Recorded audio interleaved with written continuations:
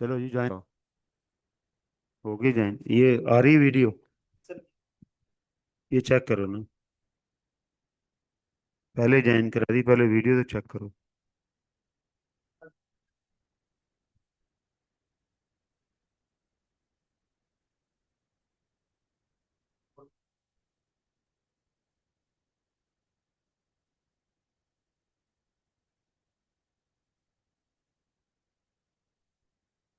और हमारी लाइट भी जलाएं, साड़ी शक्ल ते आवे।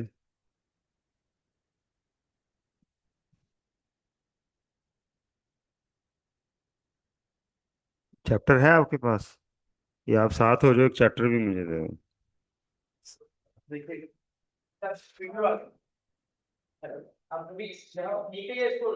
ना ना, नीचे करो और करो। हाँ, थोड़ा इधर करो, पहले नीचे कर। ओहो, उलट कर रहे हैं। इतना ना हिलाओ भाई, थोड़ा इधर करो। बस बस बस। तो ये अंधेरा क्यों आ रहा है? हम्म।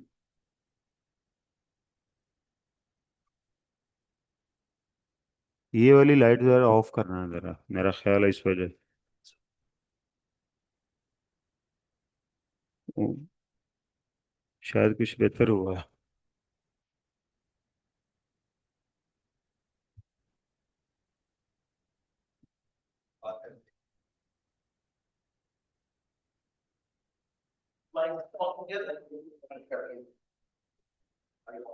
आपने कनेक्ट करा दिया बच्चों को? अस्सलाम वालेकुम। आपको तो आवाज आ ही रही होगी, बाहर जाके देखना पड़ेगा।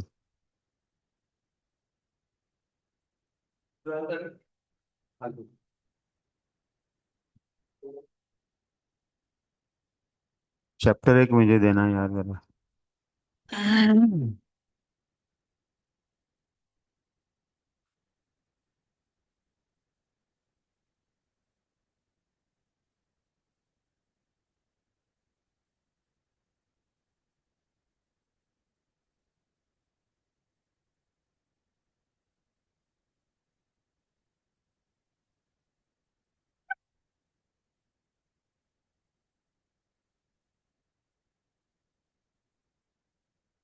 अच्छा जी, कितने स्टूडेंट्स ने ज्वाइन कर लिया पहले ये तो चेक कर लें, किसी ने ज्वाइन किया भी है कि नहीं।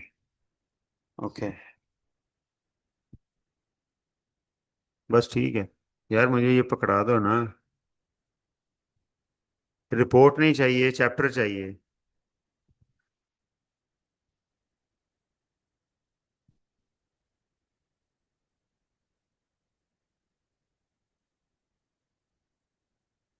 दे दो।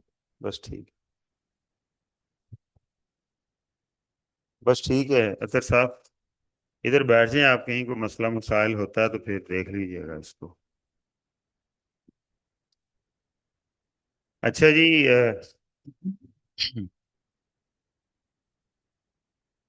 अब गवर्नमेंट ने ये कहा है कि जी आपने स्कूल कॉलेज यूनिवर्सिटियां एकेडमियां सब ऑफ करनी है। तो सीए का एक मसला रहा है कि हमें कभी भी ये पता नहीं चलता कि हम स्कूल हैं, कॉलेज हैं, यूनिवर्सिटी हैं या कोई एकेडमी है। तो बहरहाल हम जो भी हैं, तो अगर इसको हम नहीं करेंगे, ऑफ नहीं करेंगे, तो ये समझा जाएगा कि हम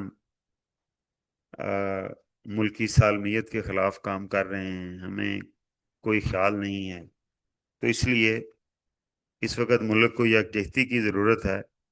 तो जिस तरह से भी जो जैसे कंट्रीब्यूट कर सकता है उसे करना चाहिए। तो जाहिर है ये जो आपके लेक्चर्स होते हैं, ये बड़े कैलकुलेटेड से होते हैं। मार्जिन कोई छुट्टियों का भी बीच में रखा जाता है, लेकिन इस तरह की छुट्टियों का नहीं होता। वो कोई कैजुअल लीव टीचर की हो सकती है, कोई ट्रैवल हो सकता है 2-4 दिनों का। लेकिन ये वाली जो छुट्टियां, इनका मार्जिन कभी भी नहीं रखा जाता है। खैर, मैंने स्टार्ट से ही 6 लेक्चर रख लिए थे, इसीलिए कि कोई, खैर ये तो नहीं पता था, लेकिन कोई ऊंच नीच हो जाती तो मैनेज हो जाए।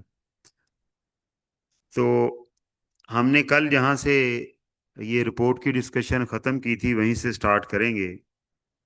हम टाइटल के बारे में बात कर चुके हैं, हम एड्रेसी के बारे में बात कर चुके हैं, हम बेसिस फॉर ओपिनियन की बात कर चुके हैं, गोइंग कंसर्न का जिक्र हो गया। लेकिन जहाँ गोइंग कंसर्न इन क्वेश्चन होगी वहां पर ज़रा डिफरेंट तरीके से इसको देखा जाएगा। वो कैसे होगा, वो फिर जब हम ये मुकम्मल करके हम रिपोर्ट्स पे जाएंगे तो वहाँ ये डिस्कशन हो जाएगी। डिफरेंट टाइप ऑफ रिपोर्ट्स को जब हम देखेंगे, ये अभी हम एक अनमॉडिफाइड अनक्वालिफाइड क्लीन रिपोर्ट को जो है वो देख रहे हैं।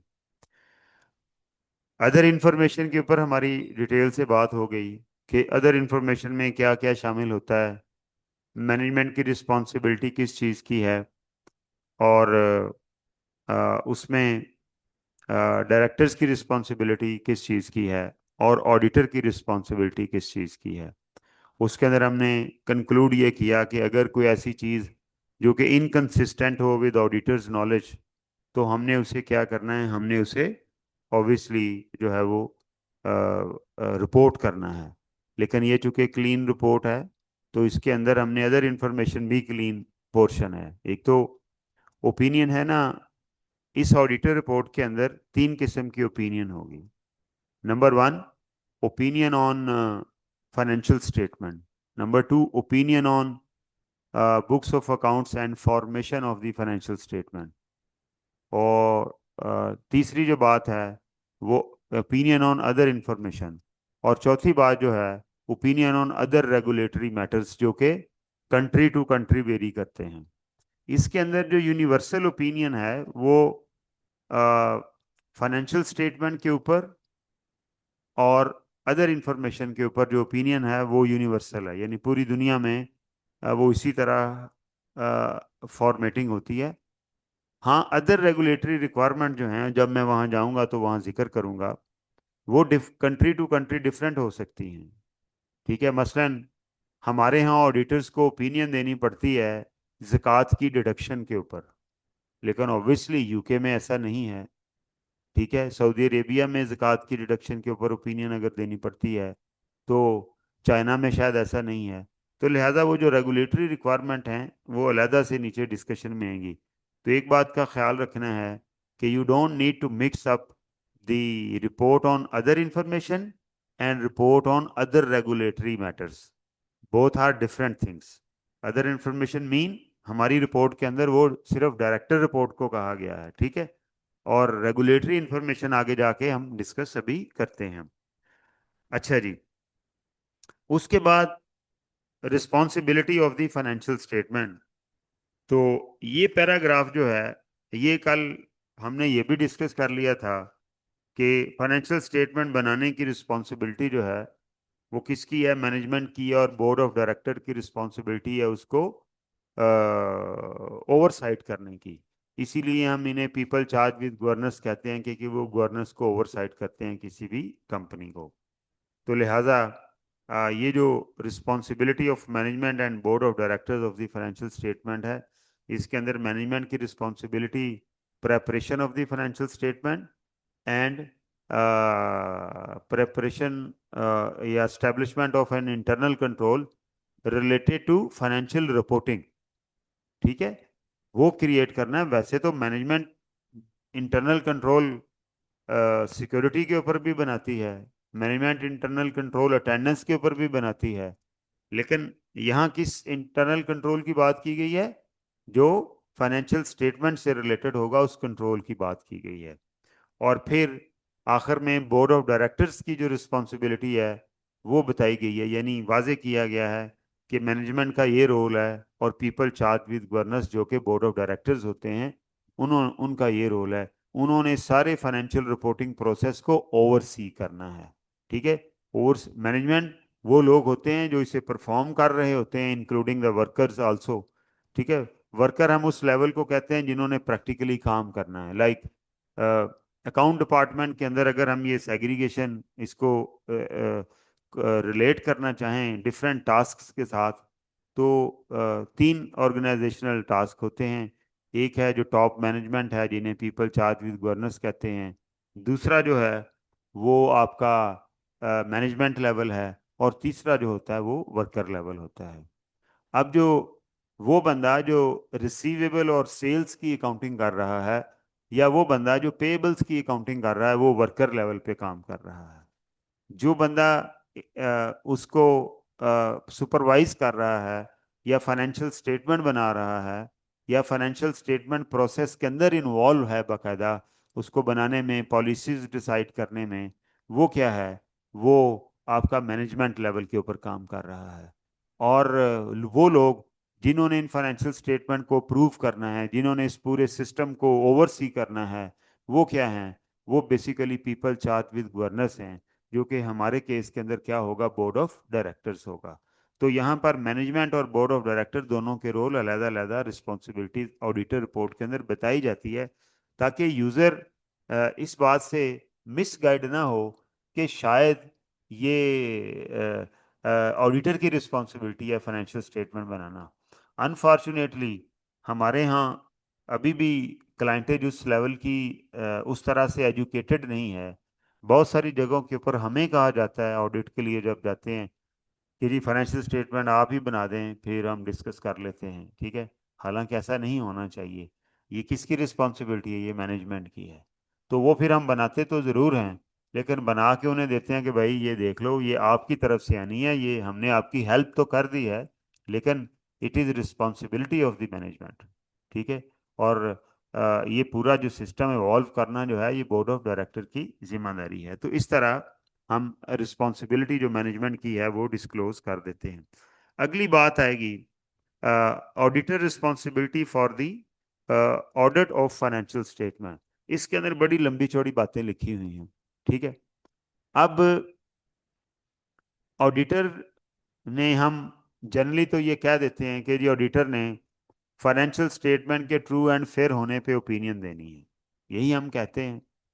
लेकिन इस ओपिनियन तक पहुंचते हुए उसे बहुत सारे टास्क परफॉर्म करने हैं। अब वो जो टास्क उसने परफॉर्म करने हैं वो भी काइंड ऑफ रिस्पॉन्सिबिलिटी है, वो भी उसकी रिस्पॉन्सिबिलिटी है। हम ये कहेंगे कि ऑडिटर ने ये भी करना है, ये भी करना है, इसके ऊपर भी रिपोर्ट देनी, इसके ऊपर भी रिपोर्ट देनी, इसके ऊपर भी रिपोर्ट देनी है। Then he has to conclude his opinion on the financial statement. तो यहाँ कुछ मैटर लिखे हुए हैं जो कि हमें पता होने चाहिए कि ऑडिटर ने इन इन चीज़ों के ऊपर क्या क्या ओपिनियन उसने डिटरमन करनी, और फिर वो ओपिनियन आगे परफॉर्म देनी है। Our objective are to obtain reasonable assurance about whether the financial statement as a whole are free from material misstatement। सबसे पहली बात ये अपना ऑब्जेक्टिव बताना है कि मेरे ऑडिट का ऑब्जेक्टिव क्या है, ठीक है। कि मेरे ऑडिट का ऑब्जेक्टिव ये है कि financial statement as a whole free from material misstatement है। हम इसी के ऊपर काम कर रहे हैं, ठीक है। कि कलेक्टिवली फाइनेंशियल स्टेटमेंट के बारे में कोई छोटी मोटी मटेरियल मिसस्टेटमेंट हो सकती है, लेकिन मैंने एज ए होल देखना है कि फाइनेंशियल स्टेटमेंट जो है वो फ्री फ्रॉम मटेरियल मिसस्टेटमेंट हैं, ठीक है। वेदर ड्यू टू फ्रॉड और एरर, मैंने आपको बताया था कि मिसस्टेटमेंट की दो रीजंस हो सकती हैं, वो फ्रॉड भी हो सकता है और वो एरर भी हो सकती है, ठीक है। आप सबके पास मेरा ख्याल ये नोट्स अवेलेबल होंगे, अगर आप जाग रहे हैं तो वो सामने रख लें, ठीक है। तो जो ऑनलाइन लोग हैं मैं उनको कह रहा हूँ, ठीक है, उनके पास होने चाहिए। तो सिर्फ क्लास कार्रवाई के लिए नहीं पढ़नी कि जी आपने अटेंडेंस लगा दी और आप सो रहे हैं, इस तरह कोई फायदा नहीं होगा। तो वो जो मटेरियल मिसस्टेट, जो फाइनेंशियल स्टेटमेंट को मैंने कहना है फ्री फ्रॉम मटेरियल मिसस्टेटमेंट, वो वेदर ड्यू टू एरर और फ्रॉड है। कि दोनों सूरतों, चाहे वो मिसस्टेटमेंट एरर की वजह से, फ्रॉड की वजह से, फाइनेंशियल स्टेटमेंट उससे फ्री हैं, ठीक है। Okay. And to issue an auditor report, मेरा पहला ऑब्जेक्टिव क्या था, ये कंक्लूड करना कि financial statement free from material misstatement है, वेदर ड्यू टू एरर और फ्रॉड। और मेरा दूसरा ऑब्जेक्टिव क्या था, to to to express an opinion. अब वो उस दूसरे ऑब्जेक्टिव की बात करने लगा है, क्या कि and to issue an auditor report that includes our opinion, और एक रिपोर्ट देनी है जिसके अंदर मेरी ओपिनियन इंक्लूड होगी। तो दो ऑब्जेक्टिव पहले डिफाइन कर लिए कि मैंने क्या बताना है, टू रीजनेबल एश्योरेंस लेनी है। एश्योरेंस का लेवल भी बता दिया, एश्योरेंस की टाइप भी बता दी, ठीक है। और ये भी बता दिया कि फ्री फ्रॉम मटेरियल मिसस्टेटमेंट है, चाहे वो फ्रॉड की वजह से, एरर की वजह से। और अगली बात ये भी ऑब्जेक्टिव, दूसरा ऑब्जेक्टिव ये बता दिया कि मैंने एक रिपोर्ट देनी है जिसके अंदर मेरी ओपिनियन शामिल होगी, ठीक है। ओके, ये ऑब्जेक्टिव क्लियर हो गया। अब उसने ना रीजनेबल एश्योरेंस को डिफाइन किया। हम पढ़ चुके हैं ना रीजनेबल एश्योरेंस क्या होती है, ठीक है। वो लिखता है यहाँ पर कि reasonable assurance is a high level of, क्योंकि ऑडिटर ये समझता है कि इस रिपोर्ट का जो यूजर है वो जरूरी नहीं है कि ऑडिटिंग को समझता हो, लिहाजा उसे बताना है कि यार रीजनेबल एश्योरेंस का मतलब क्या है, ताकि वो मेरी रिपोर्ट के ऊपर लाए करते वक्त जिस पैराए में मैंने रिपोर्ट दी है उसी पैराए में अंडरस्टैंड कर सके। Reasonable assurance is a high level of assurance, but is not a guarantee that an audit conducted in accordance with ISAs, as applicable in Pakistan, will always detect a material misstatement when it exists. ठीक है, कहता है reasonable assurance जो है ये एक high level of assurance तो है, लेकिन ये गारंटी नहीं है इस बात की। इसका क्या मतलब है भला, वो क्या कहना चाह रहा है कि reasonable assurance is a high level of assurance but not an absolute assurance. Absolute assurance के अंदर मैं कहता हूं कि जनाब ये कंफर्म बात है कि ये financial statement true and fair है, इसके अंदर कोई मिस स्टेटमेंट नहीं है, मैं ये गारंटी नहीं दे सकता, ठीक है। अगर ऐसी गारंटी दे सकता होता तो फिर यहां पर रीजनेबल एश्योरेंस ना आता, कौन सी एश्योरेंस आती, एब्सोल्यूट एश्योरेंस, ठीक है। और मैं एब्सोल्यूट एश्योरेंस नहीं दे सकता, क्यों नहीं दे सकता, due to inherent limitation of audit and other limitation of accounting and internal control system, ठीक है जी। Misstatement can arise from fraud and error, उसने अब वो जो ऊपर बात की है ये हम पढ़ चुके हैं। मैंने कहा था ना, मैं बातें डिफरेंट स्टेजेस के ऊपर आपको पढ़ा चुका हूं जो यहाँ इस्तेमाल होंगी, ठीक है। अब वही बात हो रही है कि किस चीज़ की बात हुई, मटेरियल मिस स्टेटमेंट की बात हुई, रीजनेबल एश्योरेंस की बात हुई, ठीक है। फिर fraud misstatement due to error, due to fraud की बात हुई, ठीक है। और एज ए होल मैंने ओपिनियन बनानी है इसकी बात, ये सारी चीज़ें हम ये पिछले जो हमारे 15-20 लेक्चर हुए हैं उसके अंदर हम डिफरेंट स्टेजेस के ऊपर ये बात पहले 3 चैप्टर्स में डिस्कस कर चुके हैं। Misstatement can arise from fraud और एरर, ये बात भी हम डिस्कस कर चुके हैं। फ्रॉड एंड और error and are considered material if individually और in the aggregate they could reasonably be expected to influence the economic decision of the user taken on the basis of these financial statement। Sir ये हम बात पढ़ चुके हैं कि material miss statement क्या होगी, ठीक है। वो होगी जो कि taken as a whole on the basis of financial statement जो है यूजर्स के इकोनॉमिक डिसीजन को इन्फ्लुएंस कर सकेगी, ठीक है। तो ऑडिटर ने इस पॉइंट ऑफ व्यू से रीजनेबल एश्योरेंस लेनी है, ठीक है। और फिर उसने अपनी रिपोर्ट, अपनी ओपिनियन देनी है in shape of A report के फाइनेंशियल स्टेटमेंट जो हैं वो free from material misstatement है, वेदर ड्यू टू एरर और फ्रॉड, ठीक है। अब उसने ये तो एक जनरल उसका ऑब्जेक्टिव हो गए, दो ऑब्जेक्टिव हो गए कि उसने रीजनेबल एश्योरेंस लेनी है, पहला ऑब्जेक्टिव ये है। और फिर कंक्लूड करके दूसरा ऑब्जेक्टिव क्या है, उसने एक रिपोर्ट देनी है जिसमें ऑडिट, जिसमें उसकी ओपिनियन शामिल होगी। आगे उसने एक्सप्लेन किया है कि मटीरियल मिस स्टेटमेंट क्या होती है, आगे उसने एक्सप्लेन किया है misstatement due to error या फ्रॉड जो है वो क्या होगी। As part of an audit in accordance with ISAs as applicable in Pakistan, we exercise professional judgment and maintain professional skepticism through the audit we also। कहता रही हमने professional scepticism के साथ काम किया और हमने प्रोफेशनल जजमेंट यूज की पूरे ऑडिट के अंदर, ठीक है। वी ऑल्सो, और हमने क्या किया, मतलब अब ये कुछ चीजें वो कह रहा है, वो क्या कह रहा है, वो ये कह रहा है कि जी हमने प्रोफेशनल जजमेंट यूज की है।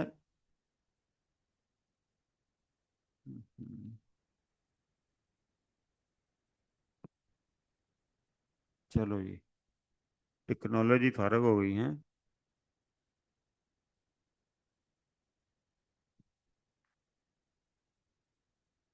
ये हमारी स्पीड से कहाँ चलेगा।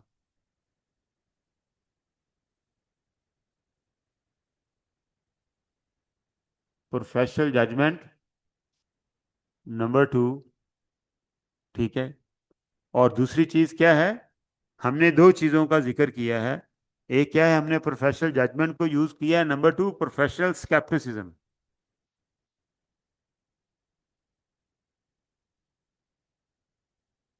इसके साथ हमने काम किया है। दो काम ये किए, प्रोफेशनल जजमेंट हमने एक्सरसाइज की, प्रोफेशनल स्केप्टिसिज्म एक्सरसाइज किया। इसके अलावा हमने क्या किया, ठीक है, अब उसने वो डॉट लगा के कुछ बातें लिखी हुई हैं क्या, identify and assess the risk of material miss statement.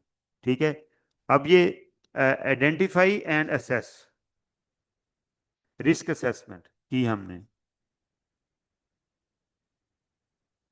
ठीक है, अब ये पैरे के अंदर, सारे के अंदर ये बात लिखी गई है कि जी हमने रिस्क असेसमेंट की है। फिर अंडरस्टैंडिंग ऑफ इंटरनल कंट्रोल। ठीक है, फिर तीसरा काम हमने क्या किया, अंडरस्टैंडिंग ऑफ इंटरनल कंट्रोल। ठीक है जी, उसके बाद पांचवा काम हमने क्या किया, अप्रोप्रिएटनेस ऑफ अकाउंटिंग पॉलिसी। ठीक है, हमने एवेल्युएट की है,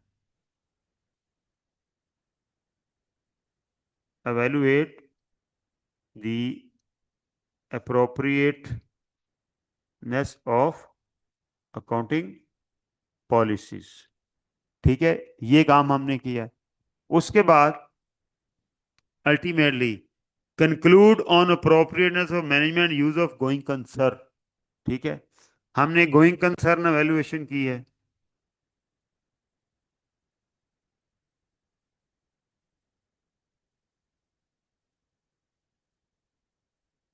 ठीक है, और उसके बाद हमने evaluate the overall presentation structure and content of the financial statement।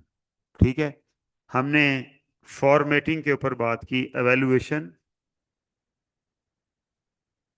Of, ये सारी बात जो लिखी हुई है इसका मतलब क्या है, फॉर्मेटिंग की बात हो रही है। ठीक है, फॉर्मेटिंग किस चीज की, ऑफ फाइनेंशियल स्टेटमेंट। ठीक है, और we communicate with board of directors. ठीक है, फिर उसके बाद वो कहता है जी हमने क्या किया, हमने कम्युनिकेशन किया with board of directors. Audit करते हुए हमने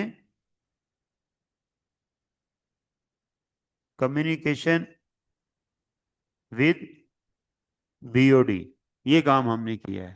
ठीक है, एंड देन आखिरी काम हमने किया, the board of director with the statement that we have complied with the relevant ethical requirement. ठीक है, और हमने के कंप्लायंस के ऊपर अंडरटेकिंग दी है। ठीक है, अंडरटेकिंग ऑन एथिकल कंप्लायंस।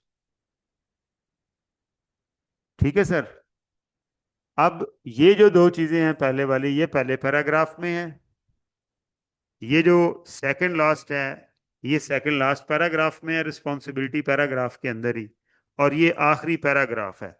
बाकी ये वाले जो पॉइंट हैं, एक दो तीन चार पांच, ये इस तरह डॉट लगा के लिखे गए हैं। लेकिन ये सारे का सारा अगर आप पैराग्राफ देखें तो इसके अंदर ये बयान किया गया है कि मैंने क्या क्या किया है। ठीक है, कि मैंने क्या क्या किया। अब जरा इधर आ जाएं, इसके ऊपर रिपोर्ट के ऊपर आ जाएं। पहला जो पैराग्राफ था ऑडिटर रिस्पॉन्सिबिलिटी का, उसके अंदर हमने अपने दो ऑब्जेक्टिव क्लियर किए और उन्हें डिफाइन कर दिया। उसके अंदर जो चीज़ें डेफिनेशन रिक्वायर करती थी हमने उन्हें डिफाइन कर दिया कि हमारा पहला ऑब्जेक्टिव क्या है, कि हमने जो है वो ऑडिट करना है। हमारा दूसरा ऑब्जेक्टिव क्या है, कि हमने ओपिनियन रिपोर्ट देनी है जिसके अंदर हमारी ओपिनियन होगी। ठीक है, और इसके अंदर जो कॉन्सेप्ट थे, रीजनेबल एश्योरेंस, मटेरियल मिसस्टेटमेंट, उसको हमने डिफाइन कर दिया। अब ये सब कुछ बताने के बाद कि भाई हमारे ये दो ऑब्जेक्टिव हैं, हमने ये ऑब्जेक्टिव अचीव कैसे किए, अब अब इस चीज की डिस्कशन शुरू हो रही है। ठीक है, वो कहता है जी हमने ये ऑब्जेक्टिव अचीव करने के लिए हमारी ड्यूटी है और हमने ये काम किया। क्या किया, सबसे पहली बात, as a part of an audit in accordance with ISAs as applicable in Pakistan we exercise professional judgement and maintain professional scepticism throughout the audit.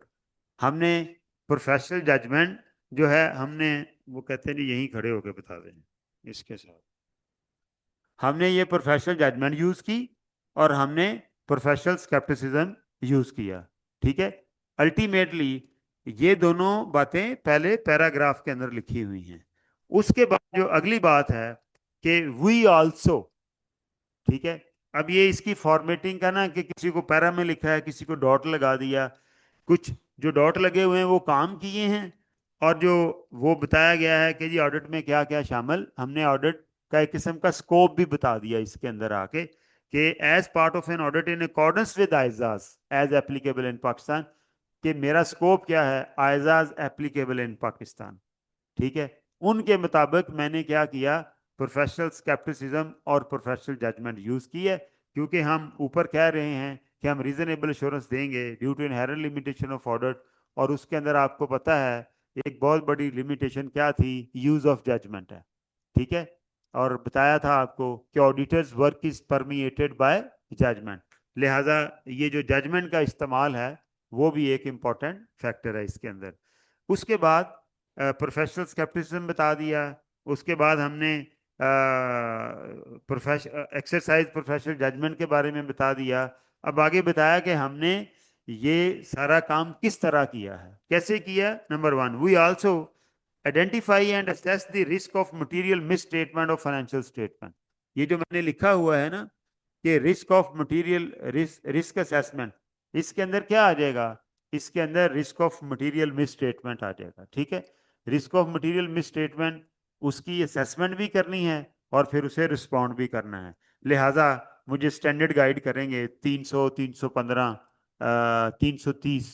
ठीक है, ये जो हमारा 300 स्टैंडर्ड है ना, वो बेसिकली प्लानिंग से रिलेटेड है कि हमने अपना ऑडिट कैसे प्लान करना है। ठीक है, और 300, 315 और 330 वो रिस्क असेसमेंट के स्टैंडर्ड हैं। एक में रिस्क की असेसमेंट की बात होगी और दूसरे के अंदर उस असेस रिस्क को रिस्पॉन्स करने की बात होगी।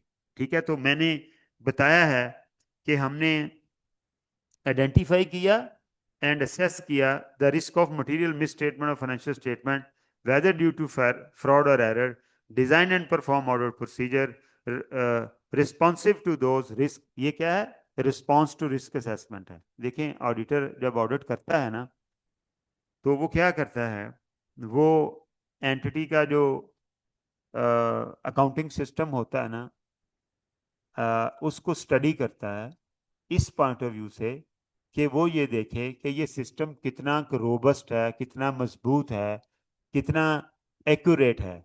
जितना वो सिस्टम एक्यूरेट होगा उतने ही मिस स्टेटमेंट के चांसेस कम होंगे। ऐसे ही है ना, अगर किसी जगह का सिस्टम बहुत अच्छा हो, तो ये ड्रोन कल हमारे फिर रहे थे ना सारे, तो अब वो पता नहीं उसकी डिफरेंट रीजंस लोग बता रहे हैं।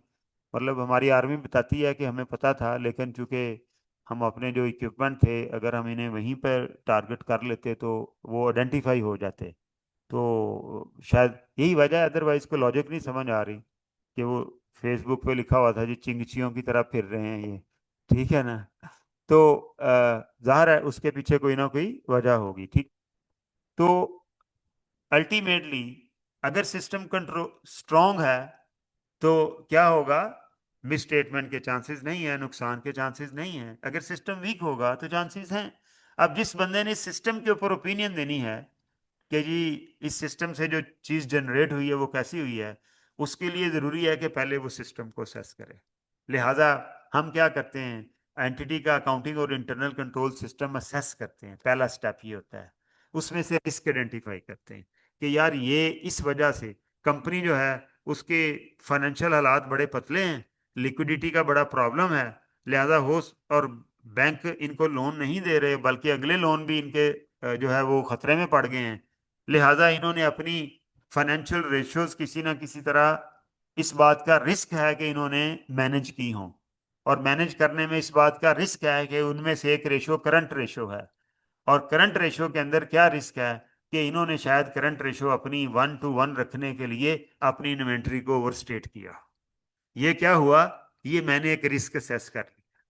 ठीक है, और अल्टीमेटली फिर मैंने इस असेस रिस्क को रिस्पॉन्स करना है। ठीक है, रिस्पॉन्स क्या करना है, मैंने ऑडिट प्रोसीजर लगा के देखने हैं।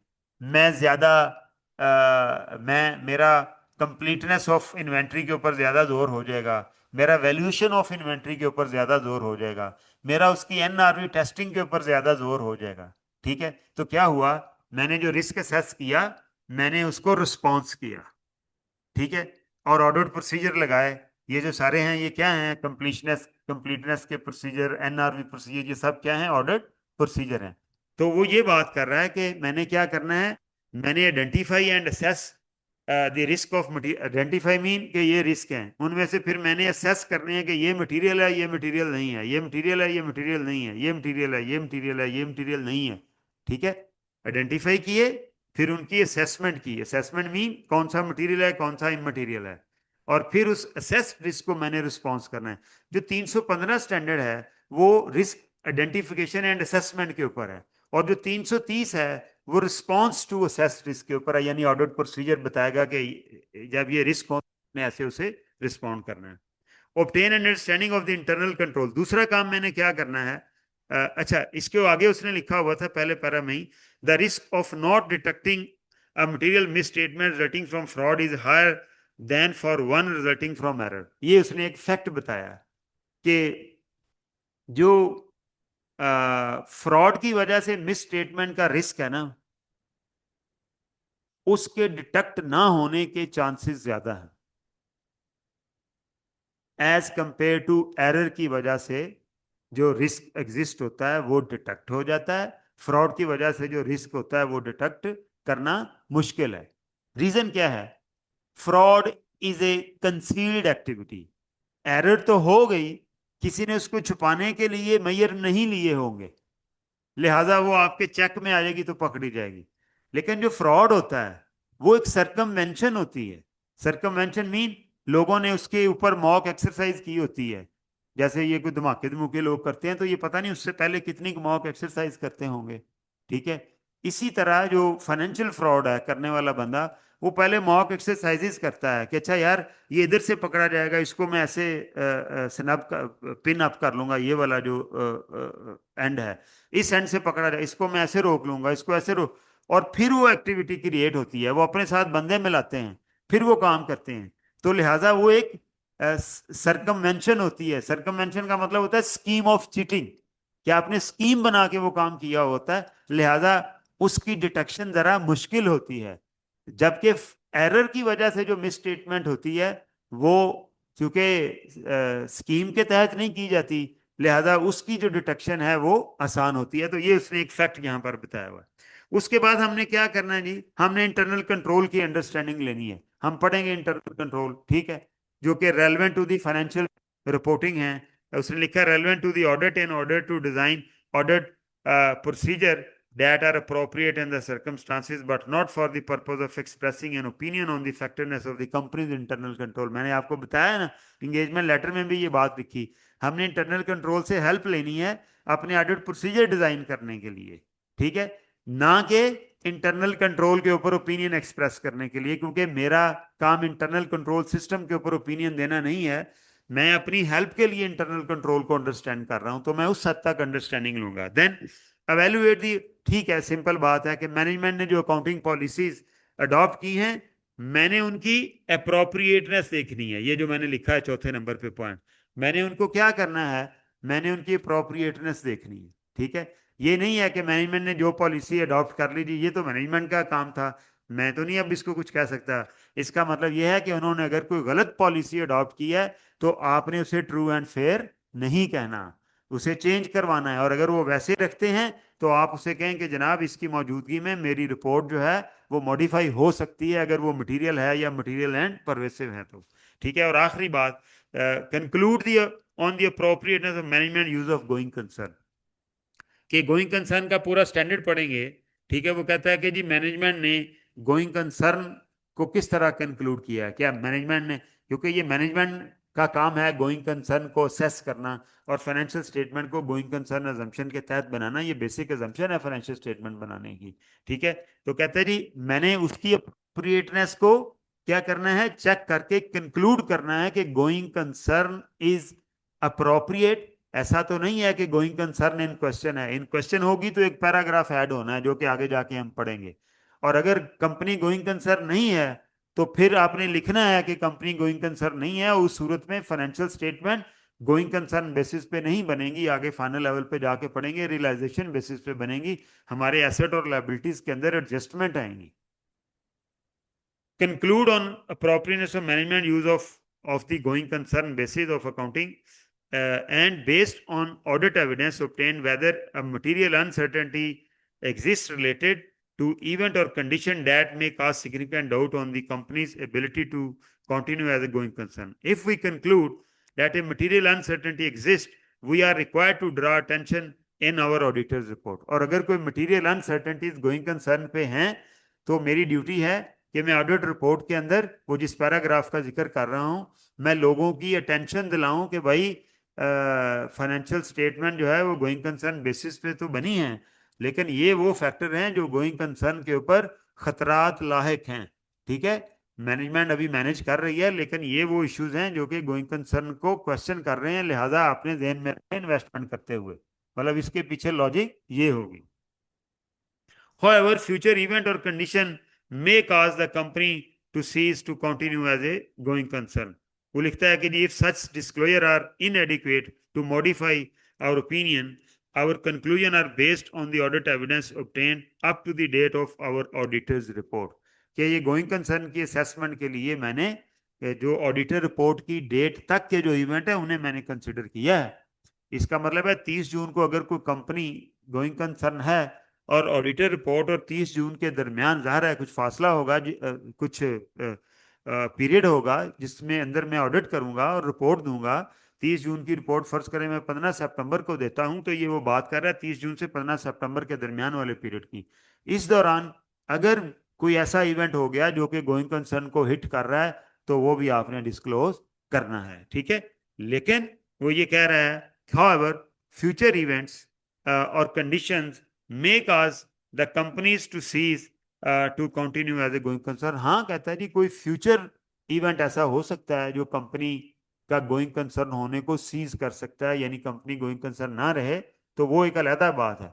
लेकिन आपकी असेसमेंट किस डेट तक होनी चाहिए? डेट ऑफ ऑडिटर्स रिपोर्ट तक के जो इवेंट हैं उनसे आपने असेस करना है कि कंपनी गोइंग कंसर्न है या गोइंग कंसर्न नहीं है, या कंपनी गोइंग कंसर्न तो है लेकिन इसके गोइंग कंसर्न के ऊपर कुछ खतरात मंडला रहे हैं, उनका फिर जिक्र रिपोर्ट के अंदर एक अलग पैराग्राफ में किया जाएगा जिसे हम जीसी पैरा कहते हैं। तो मुझे समझ लग गई ये बात की।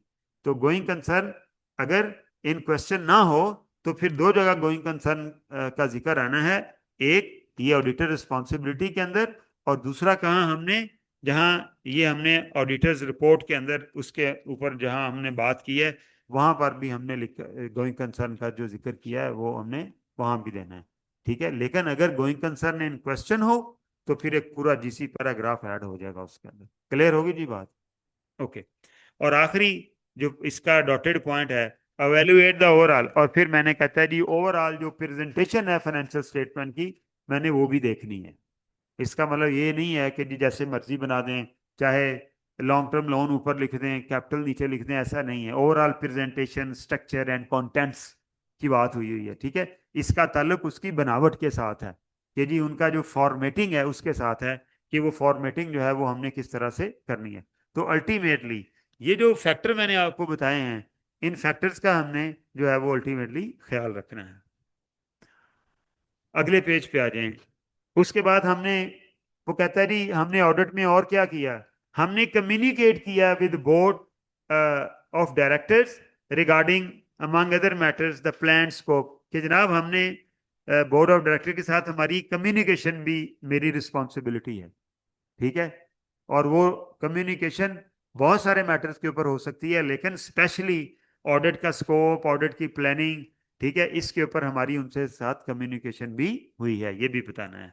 ठीक है, और फिर we also provide the board of director with the statement that we have, और फिर हमने बोर्ड ऑफ डायरेक्टर्स को ये भी बताना है कि हमने एथिकल स्टैंडर्ड जो हैं हमने उनको फॉलो किया है। ठीक है, उनका कंप्लायंस हमारे ऊपर ज़रूरी था और हमने उन्हें क्या किया, ये मैं क्या करूँगा, ये जब मैं मैनेजमेंट लेटर लिखूंगा आखिर में एमएल लिखूंगा ऑडिटर रिपोर्ट, उसके अंदर मैं ये दोनों बातें वाजे कर दूंगा। कुछ कम्युनिकेशन ड्यूरिंग ऑडिट हो जाती है, कुछ ऑडिट कंक्लूड करके हो जाती है। ठीक है, तो हमने ये दोनों काम भी करने हैं। ये चूंकि वो जो डॉटेड पॉइंट है वो मेरे करने के काम है, ये दरअसल कम्युनिकेशन है। ठीक है, लिहाजा इसे जरा डॉटेड पॉइंट से अलग लिख दिया गया। पहले पैराग्राफ में वैसे मेरी रिस्पॉन्सिबिलिटी उसे डॉटेड पॉइंट के अलावा, जो डॉटेड पॉइंट है वो दरअसल वो वर्क टू डू है, जो मैंने किए हैं और मैंने करने हैं, वो उधर इसलिए उसे डॉट लगाई गई है। उसके बाद आ गया जी, report on other legal and regulatory requirement. Other जिसको लिखा हुआ है अदर रिपोर्टिंग रिस्पॉन्सिबिलिटी। ठीक है, आपकी तरतीब में ये आपके पास मेरा है 10वां कंटेंट होगा, जो हमने पहले दिन लिखे थे या बुक में लिखे हुए हैं। ठीक है, 14 लिखे हुए हैं, 15वां मैंने यूडीआईएन ऐड करवा दिया था, तो ये 10वां कंटेंट है। ये क्या है, मैंने सर 3 चीज़ों के ऊपर रिपोर्ट करनी है। नंबर 1, मैंने कंपनीज एक्ट की रिक्वायरमेंट है, मैंने बुक्स के ऊपर रिपोर्ट करनी है कि क्या प्रॉपर बुक्स ऑफ अकाउंट बनाई गई हैं, जो कि कंपनीज एक्ट ने लिखा हुआ है कि double entry book keeping system जो है वो प्रॉपर जो है वो बुक्स ऑफ अकाउंट होंगी। नंबर 2, मैंने statement of financial position, presentation, अपना profit and loss, cash flow, changes in equity, इनकी मैंने जो है वो ओपिनियन, इनके ऊपर, इनकी प्रेजेंटेशन के ऊपर ओपिनियन देनी है। ऊपर ओपिनियन दे हैं उनके ट्रू एंड फेयर होने पे, यहाँ उनकी प्रेजेंटेशन के ऊपर ओपिनियन देनी है। ये लिखा हुआ है कि the statement of financial position, the statement of profit and loss, the statement of comprehensive income, the statement change in equity and statement of cash flow together with the notes thereon have been drawn up। drawn up, draw का मतलब है drawing करना, बनाना। इनको बनाया गया, इनकी तरतीब लगाई गई, इनको कंटेंट दिए गए हैं, जैसे ऊपर हमने कहा हमारी रिस्पॉन्सिबिलिटी ये देखना। ठीक है, drawn up in conformity with the Companies Act and are in agreement with the books of accounts and returns। ठीक है, तो ये रिटर्न्स जो है इसके अंदर एससीसीपी की रिटर्न्स भी हैं, और जो आपके इनकम टैक्स की रिटर्न्स भी हैं, वैट वगैरह, सेल टैक्स वगैरह की, ज़ाहिर है सेल आपकी वहाँ से क्रॉस होनी चाहिए। तो ये उन्होंने आखिर में ऐड किया, और कुछ अर्सा पहले रिटर्न्स वाला वर्ड जो है, कि ऑडिटर ने ये भी देखना है कि एससीसीपी के अंदर जो फाइल रिटर्न है क्या ये उसके मुताबिक भी है, और सेल टैक्स की रिटर्न्स भी हमने देख लेनी होती है। ठीक है, तो ये अब ये दरअसल उसके उसके फॉर्मेट के ऊपर हमने अलहदा से ओपिनियन देनी है। एंड देन हमने ये बताना है कि जो इन्वेस्टमेंट्स की गई हैं कंपनी की, और एक्सपेंसेस किए गए हैं, ठीक है, और गारंटीज दी गई हैं, वो for the purpose of the company.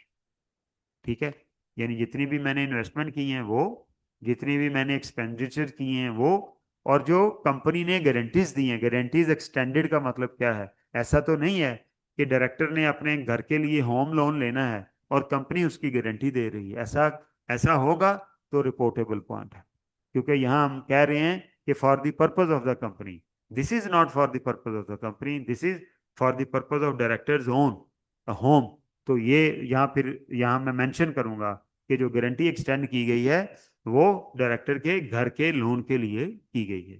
ठीक है, गारंटी एक्सटेंड का मतलब होता है कि आप कहते हैं जी मैं गारंटी कंपनी कर देती है, अगर कोई डिफॉल्ट होगा तो हम ये पैसे भर देंगे। ठीक है, तो वो गारंटीज जितनी भी अपने पर्पस के लिए तो कंपनी गारंटीज दे सकती है ना, लोन लिया कंपनी ने उसकी गारंटी दी है। ठीक है, लेकिन फॉर द पर्पज ऑफ, ये मैंने बताना है यहाँ पर कि जो इन्वेस्टमेंट की गई, जो एक्सपेंडिचर किए गए, एक्सपेंसेस किए गए, और जो गारंटीज एक्सटेंड की गई, वो कंपनी पर्पस के लिए थी। अगर डायरेक्टर ने अपने जो उसका अपॉइंटमेंट लेटर है उसके अंदर जो एमोलमेंट्स लिखे हुए हैं, जो परक्विजिट्स लिखे हुए हैं, जो बेनिफिट्स लिखे हुए हैं, उसको फर्ज करें गाड़ी दी गई है लोकल यूज के लिए, और वो गाड़ी यूज कर रहा है इंटरसिटी के लिए, तो वो रिपोर्टेबल पॉइंट है। इसलिए कि वो कह रहा है कि जी इसका तो कंपनी पर्पस के लिए यूज नहीं है। कहने का मतलब ये है कि मैंने इन तीनों के ऊपर भी यहाँ पर ओपिनियन, ये रेगुलेटरी रिक्वायरमेंट है, ये कंपनीज एक्ट ने मांगी है। स्टैंडर्ड में तो ट्रू एंड फेयर ही बताना है, फाइनेंशियल स्टेटमेंट है कि नहीं है। उसके बाद कहता है जी ज़कात के ऊपर आपने ओपिनियन देनी है कि क्या ज़कात डिडक्टेबल थी, डिडक्ट थी तो क्या डिडक्ट की गई, डिडक्ट की गई तो क्या वो सेंट्रल ज़कात फंड में जमा कराई गई कि नहीं। मैंने उस दिन आपको कैलकुलेशन ज़कात की बताई थी कि ये शेयर की ज़कात एक ही दफ़ा कंपनी डिडक्ट कर सकती है, सिर्फ एक इवेंट के ऊपर, और वो कौन सा है, जब कंपनी डिविडेंड देती है। कंपनी जब डिविडेंड देती है तो हमारा कानून ये कहता है कि जो जिन शेयर्स के ऊपर डिविडेंड मिले उनकी फेस वैल्यू के ऊपर 2.5% काटें, काट के गवर्नमेंट के खजाने में जमा करा दें। ठीक है, मसलन एक कंपनी ने डिविडेंड अनाउंस कर दिया 15%, वो 15% किस चीज का होगा, वो 15% होगा या उसने कह दिया जी 15 रुपए पर शेयर डिविडेंड अनाउंस कर दिया। आपके पास जितने शेयर हैं आपने उसे 15 से मल्टीप्लाई किया, ये आपका डिविडेंड बन गया। ठीक है। अब उसमें से दो डिडक्शन होनी है। एक विद होल्डिंग टैक्स की होनी है, 15% या 10% जो भी टैक्स का रेट होगा वो माइनस करके आपने टैक्स में जमा करा देना है।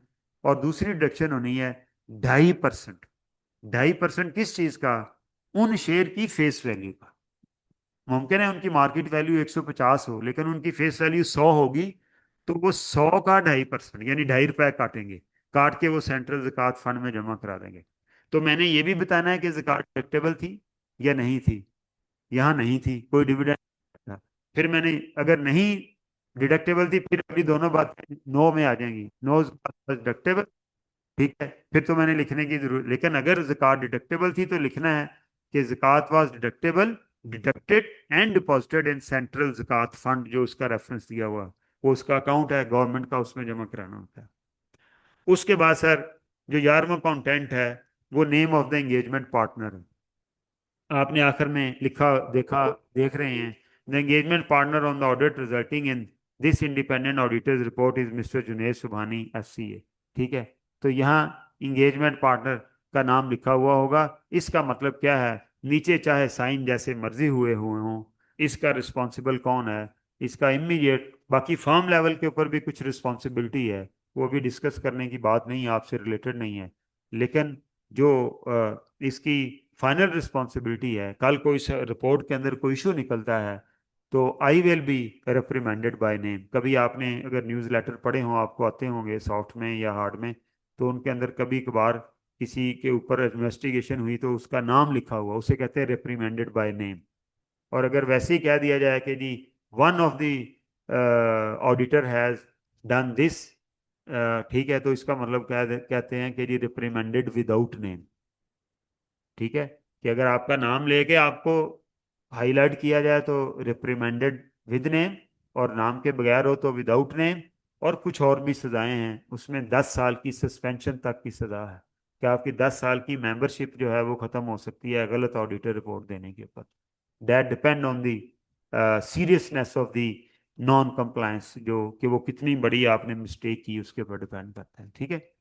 तो बहरहाल name of the engagement partner ये आपने रिपोर्ट के आखिर में लिखना होता है।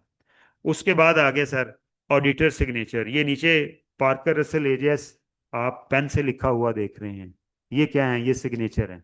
मैं अपने पर्सनल सिग्नेचर भी कर सकता हूँ, और मैं जो फर्म नेम, ये किए मैंने ही हुए हैं लेकिन मैं फर्म नेम से करता हूँ। तो अगर अहमद साहब करेंगे तो वो भी फर्म नेम से करेंगे, लेकिन वो और मेरा साइनों का वाज़ेह डिफरेंस होगा। कहाँ से पता चलेगा? एक तो नाम लिखा हुआ है, दूसरा हमारा ज़ाहिर है दोनों का लिखने का जो सिग्नेचर का स्टाइल है फर्म नेम पे करते हैं तो वो भी डिफरेंट होगा। ठीक है। तो आम तौर पर हम फर्म नेम पे ही करते हैं, लेकिन हम पर्सनल नेम पे भी कर सकते हैं। आपको सवाल आया था एक दफ़ा पेपर में कि क्या ऑडिटर पर्सनल नेम पे साइन कर सकता है? बिल्कुल कर सकता है, लेकिन कौन कर सकता है? वो जो एंगेजमेंट पार्टनर हो। और फर्म नेम, ये फर्म फर्म सिग्नेचर हैं, देखें पार्कर रसल एजेस लिखा हुआ है। ठीक है। उसके बाद ऑडिटर सिग्नेचर आ गई जी। उसके बाद आ गया ऑडिटर एड्रेस, फैसलाबाद लिखा हुआ है, ये लोकेशन लिखी हुई है। इसके पहले पेज पे जाएं तो इस लेटर हेड के ऊपर पूरा एड्रेस भी लिखा हुआ है।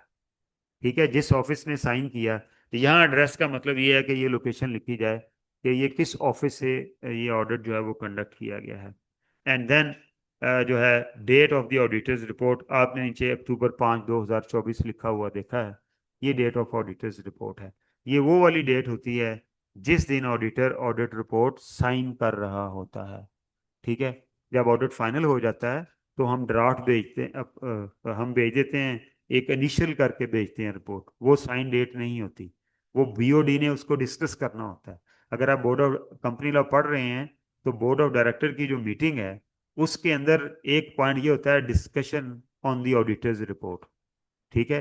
एनी क्वालिफिकेशन और वट एवर, इसका मतलब है कि उस वक्त अभी ऑडिटर रिपोर्ट फाइनल नहीं हुई हो, उसके बाद आप अकाउंट साइन करते हैं। तो ऑडिटर भेजता है कि जी अगर ये अकाउंट है तो उसके ऊपर मेरी ये रिपोर्ट है, इनिशियल करके भेज दी। ठीक है। एक लेटर ऊपर लगता है, ठीक है, कवर लेटर कहते हैं उसको। तो फिर आप BOD की मीटिंग करते हैं और एग्री करते हैं और वापस भेजते हैं अकाउंट साइन करके।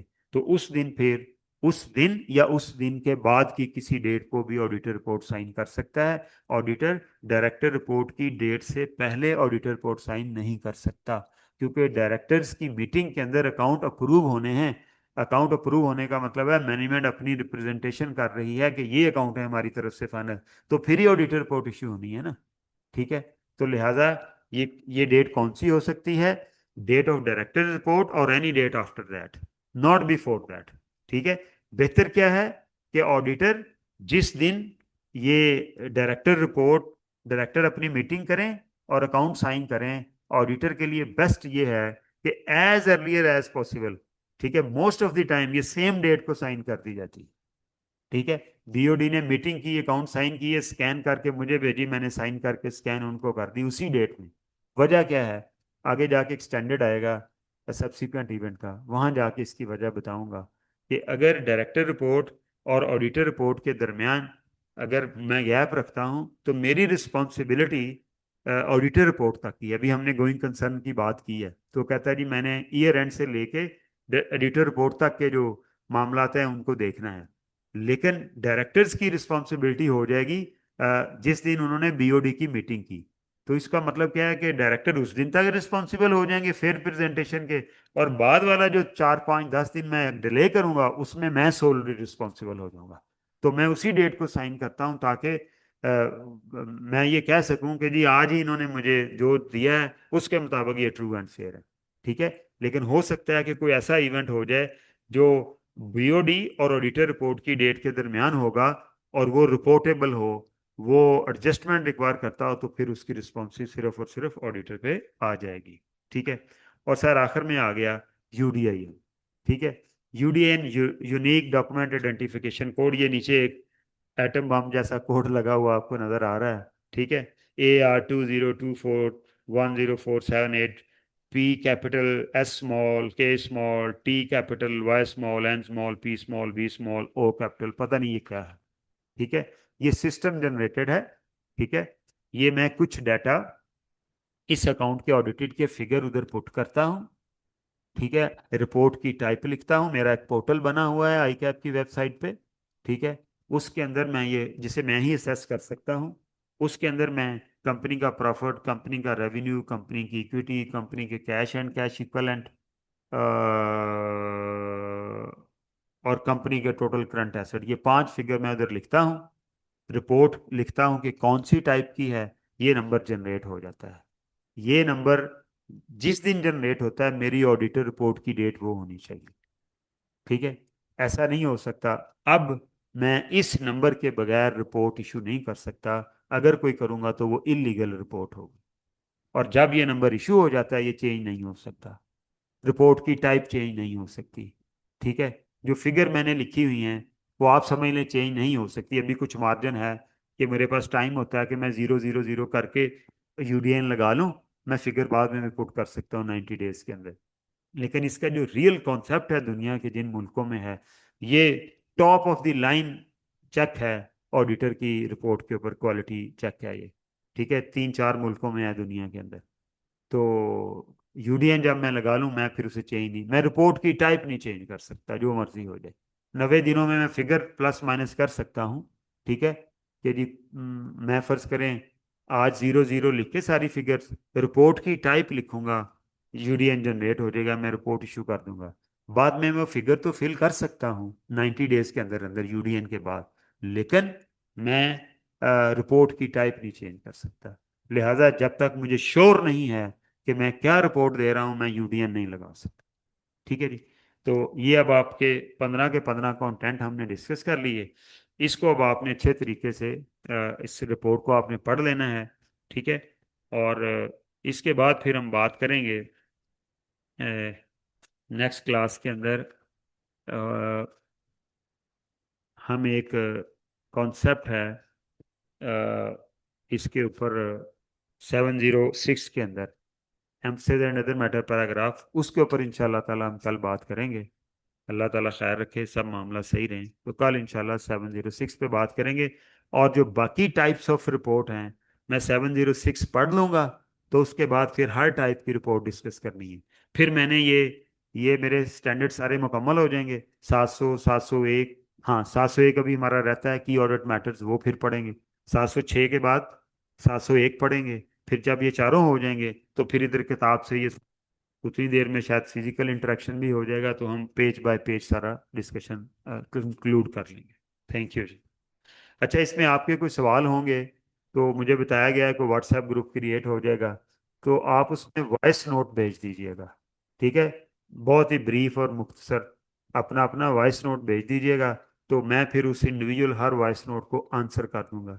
ठीक है, क्योंकि किसी वजह से जो फिजिकल इंटरेक्शन है, माइक वगैरह आपके ऑन नहीं किए गए। ठीक है, क्योंकि कोई भी इसे ज्वाइन कर सकता है, सिर्फ हमारे बच्चे नहीं, कोई भी ये जूम वाली जो लिंक है इसे ज्वाइन कर सकता है। तो इसलिए फिर पता नहीं कौन किस तरह का बंदा बैठा हो, माइक वगैरह नहीं ऑन किए गए। आप क्वेश्चन अपने, हमें जो व्हाट्सएप ग्रुप हमने क्रिएट किया है उसके अंदर आप अपने वॉइस नोट भेज सकते हैं। मैं कोशिश करूंगा कि शाम तक उसको वन बाय वन आंसर कर दूं, लेकिन please be brief. Thank you so much. ये तो सब क्लोज क्लोज कर दिया।